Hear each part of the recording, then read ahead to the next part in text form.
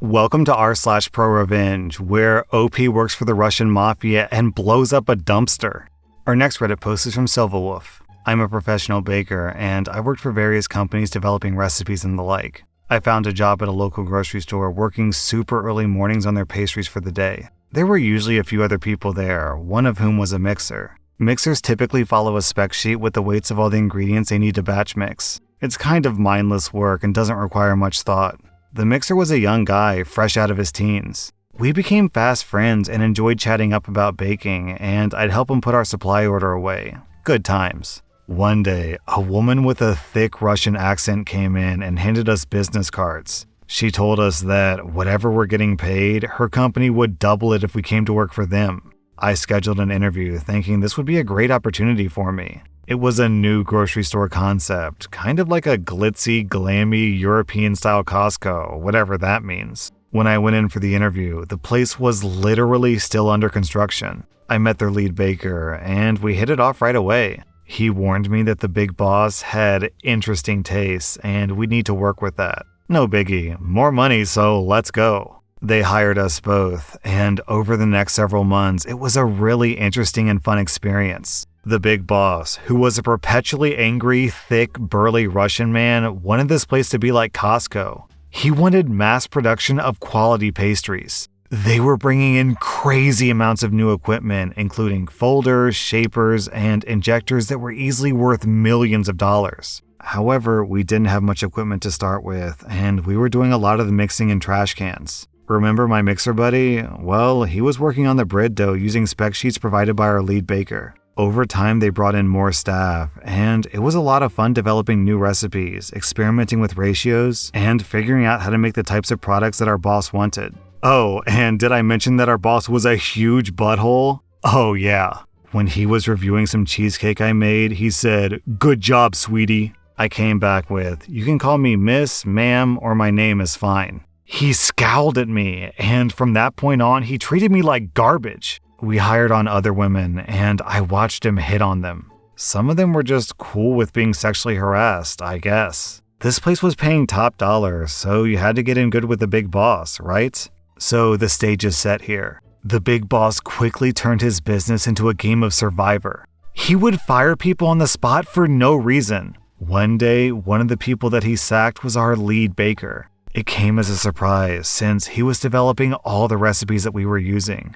I inherited a lot of his notes, and his work was divided between me and the mixer. So this whole time, the mixer was kissing the boss's butt really hard. He noticed an open position with the lead baker gone, and quickly became invested in the idea of him running the bakery show and making some serious money. At the same time, my relationship with Big Boss was quickly declining.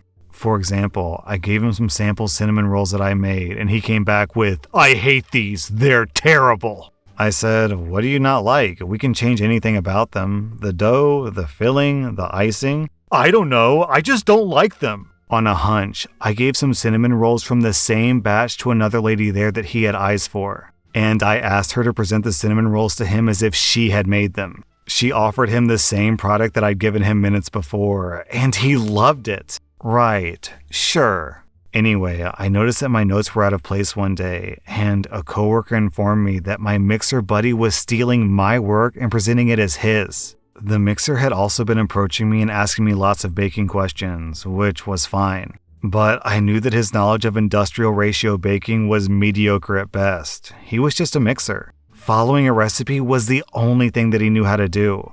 Knowing this, I made a decoy copy of my notes, but this time I put in really awful recipes with huge amounts of salt or yeast.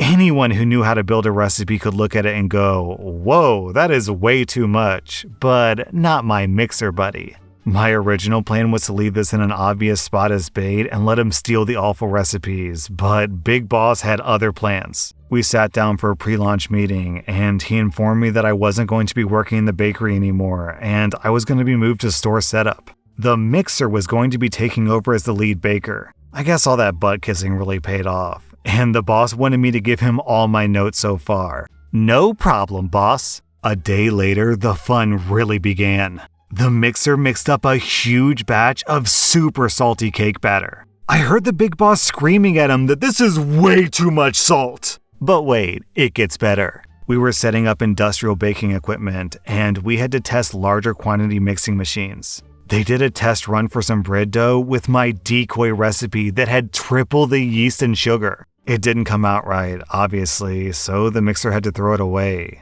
His choice? The dumpster out back in the dead heat of summer. This was hundreds of pounds of dough. The funny thing about massive amounts of bread dough is that it doesn't just magically stop rising if you throw it away, especially in a hot dumpster. A few hours later, I looked out back to see my mixer buddy shoveling this massive blob of dough into trash cans, because it had exploded from the dumpster like an uncovered blender spewing out a bread smoothie.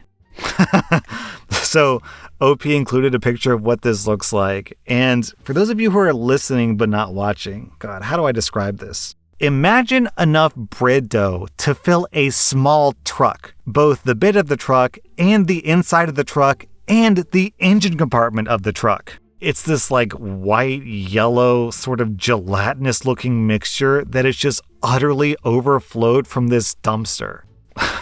So basically it's like a mudslide, but instead of mud, it's bread dough. And oh my God, it just occurs to me, this is from a dumpster. It's from a food dumpster at that. So that means that all that bread dough would have like joined with everything else in the dumpster to create this, basically it'd be like a fruitcake, but instead of fruits and nuts, it's weeks old garbage. So I got sweet revenge. I should also point out that this store was really strange. They had been ordering double the amount of all this crazy industrial baking equipment and just storing everything in the back. We had nowhere to put any of the stuff they ordered. I also looked up the company they were subcontracted under, and it was a dead address in Russia. The big boss also had armed security guards everywhere. This was a grocery store, mind you. I had a feeling that this company was just a front for money laundering. Eventually, I was fired by Big Boss, which was great because I'd been job hunting, full well knowing that this business was a sinking ship.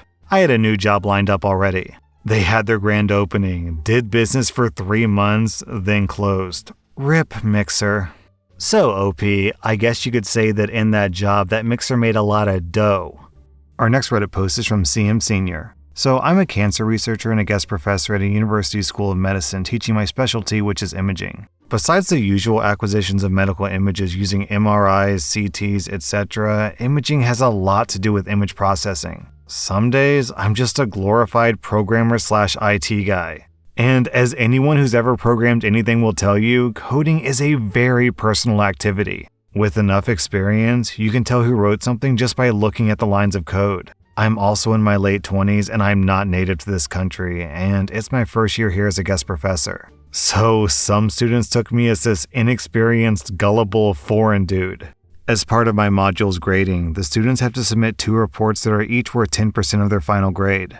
These reports are about image processing, and they have to code a fair bit. As usual, there are students who make a lot of effort, students who do minimal work, and students who cheat. As I was grading the reports, I noticed a small group of students who found reports from previous years online and literally copy and pasted those reports, changing only their names. It was a facepalm moment because those reports weren't even good and they had lots of errors. Naturally, I gave each of them a 0 and just kept grading the reports that I had left. Meanwhile, these students casually asked me in the halls about their reports. Of course, I can't comment on that until I release the grades. One time, the student who copied 98% of another report, according to Plagiarism Checker, asked me when I would release the grades and came up with a story that he worked really hard on his reports. He said that his exam hadn't gone well, so he was hoping the grade on his reports were enough to get him to pass. I mean, submitting another person's work as your own is very wrong, but it was an online submission and impersonal. Right now, this guy was just lying through his teeth and to my face. I could feel my blood boiling, but I didn't lose my composure. Instead, I came up with a plan. I knew that my exam was the last exam of the semester, and that after that, the students usually go home or on family vacations while they wait for their grades to be posted online. So, I graded their exams and put their grades into my Excel with the report grades. 4 of my students had 0s due to cheating on their reports, and if I graded their reports with 50% of the max grade, they would barely fail the module. But they would fail nonetheless, so it was on. In order to be fair, I bumped everyone else's grades. A bunch of people with miserable reports ended up barely passing because of my grade bump. But even though their reports were bad, it was their own work and not copied from anywhere. You see, students are entitled to make an appointment to review their grades after publishing and before the grades are locked in for that year. Basically, we just go through their exam and reports together, and their goal is to convince me to give them extra points in hopes that they pass the module. I knew the cheaters would come. After all, they thought they fooled me once already, and they still had the points on the other report to bargain for, so I just waited for their emails. Lo and behold, they write me the same day the grades go online, saying how hard they worked on their reports, and that they don't understand how they only got 50%. They also said they wanted to make an appointment. I was ecstatic. Sure, let's review your grades. Do you remember when I said that my exam was the last exam? Well, these students were already on vacations, some very far away. They begged me for an online appointment. No can do. University policy and all. Furthermore, these students had 3 days to show up for the appointment. Otherwise, their grades were locked in, which was also university policy. So here they come, cutting their vacation short and catching planes, and some spend hours in buses and trains to make it on time. I know what many of you are thinking. They would come, I would show the plagiarism checker results and reveal that I know that it's not their work and send them on their way. Well, I considered that, but I had something better in mind. Those appointments usually take 10 minutes. I show them their work with my notes and what's wrong and right, and they try to find inconsistencies in my grading and bargain for more points. However, I wasn't even giving them the opportunity. Mwahahaha! So, one by one, they sit with me individually. I go through their exams and reports, and I ask them questions. Lots of questions. Why'd you do this? What's your reasoning for this? Of course, they don't know the answers because it's not their work, so they mumble some random stuff because they don't know what to say. Point by point, mistake by mistake, I explain why it's wrong, how it should be done, lecturing the same material that they'd already been lectured on during class. I make it boring. I make it painful. I spent hours with each one of these students throughout those 3 days. They always came back with the same, "But I worked so hard on this." And I saw the little smirk on their faces because they thought that it would be so easy to fool the gullible foreigner again. As the hours went by and I'm walking through the errors one by one, I could see their expressions change. Little by little, their hopes of passing being slowly crushed. And finally, they realized that I knew they cheated and I wasn't going to give up any extra points. At this point, they tried to cut their appointment short and leave, but I wouldn't let them. I would say, "We need to finish the review of your grades. It's university policy," and I just kept going, extending their misery for 1 more hour or 2. It was legal torture, plain and simple. It was glorious. In the end, every single one of those cheaters left with a crushed soul look in their eyes and a fail for my class. They knew that I'd caught them, that I baited them, and they fell for it. They'd ruined their family vacations, spent money to travel back and forth, and wasted precious summertime. When they got here, I bored them to death, and they had nothing to show for it. And next year, they'll have to repeat the module with me. I hope you enjoy your summer. See you next year. Wait, OP, so you're a multilingual professor, doctor, coder. And these students thought they could outsmart you? I'm sorry, but those students really had it coming.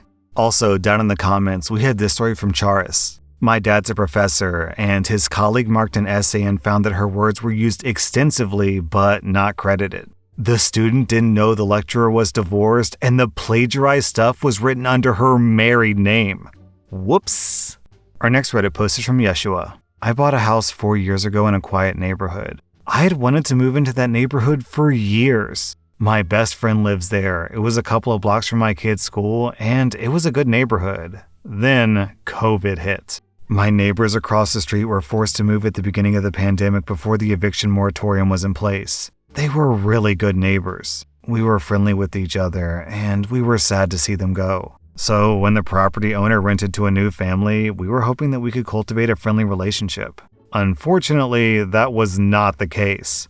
About a month after they moved in, the lockdown started, and that's when things went from 0 to 100 real quick. For the next year, every night there was a huge party. There were cars down the street with music so loud you could hear it over regular house noise in every room in my house. My friend in the next cul-de-sac over would text me regularly to ask if the music that he was hearing was my neighbor's music. We tried to be civil. I asked politely. I brought them beer and I offered them some killer 420. Eventually they threatened me and my wife, so we started calling the cops almost every night for 4 months. We organized with the neighbors and they started calling the cops as well. Eventually, the other neighbors on the street started selling their houses because the renters were just that bad. We were still upside down on our place, so that wasn't an option for us. Eventually, the cops told me that I had to stop calling and that it wasn't their issue to deal with. That was a much bigger nuisance than the renters' music. Around this time, the housing market really started taking off. Houses in my area were selling for $40,000 to $50,000 over the appraisal value. My wife and I calculated how much money we would need to sell our house for to move, and we listed our house for that amount. In just 3 days, we had a handful of obscene offers to choose from. But it was the lowest offer that stood out to us the most. Their offer was a good $20,000 under the next lowest offer, but they sent a letter. I'm a sucker for a letter, especially one with a picture of a young pregnant couple, a dog, and a patrol car. It turns out the young man is a newly appointed cop at the local police department, and he takes his patrol car home. I knew at that point that this was the family to sell my house to, money be damned. I moved out as the neighbors were throwing a huge party. The next day the cop moved in, and they haven't had another party since. I drive by my old neighbor's house regularly on my way to my buddy's place. They just sit quietly in their garage looking bored. I make sure to honk and wave every time. OP, I like how the cops were like, sorry, not our problem, and you were like, fine, I'll just make it your problem. Also, down in the comments, we have a similar story from Microgiant.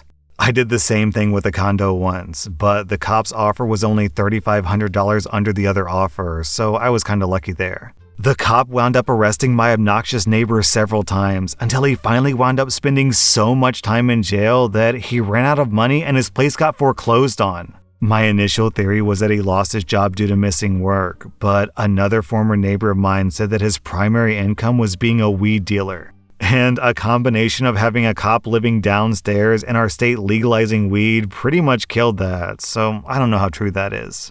That was r/Prorevenge, and if you like this content, check out my Patreon where I publish extra episodes. Also, hit that subscribe button because I put out new Reddit videos every single day.